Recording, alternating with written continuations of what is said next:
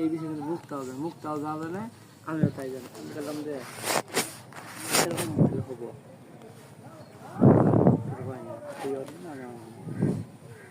ঠিক করাস নাই এটা।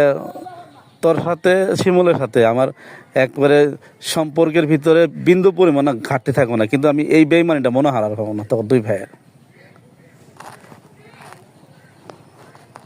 তোর আল্লাহ উৎসাহ দিলেই সুজন দাই পেছনের মধ্যে পড়ে না। সুজন এখন ঠিকই বুঝতেছে, কিন্তু এটাও জানে তো এখন তো ফাঁসে গেছে, কিছু ওই জায়গাতে ফেরত আসার সুযোগও নাই। যা হয় হোক, যার জন্য তার একটা বুমেরাং সিদ্ধান্ত নিছে।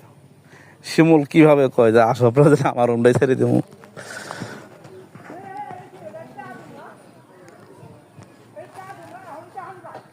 তুই কৌশলে পাচাইছস, কিন্তু সুজন আটকে গেছে। হ্যাঁ হ্যাঁ,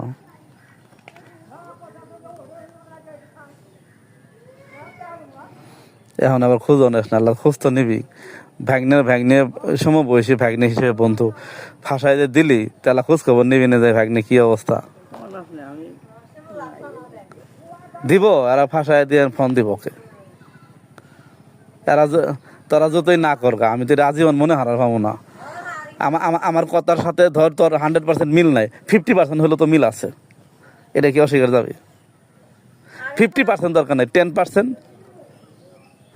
আর 10% দরকার নাই, আরে 1%। তো 1% কি তোর আমার করা উচিত?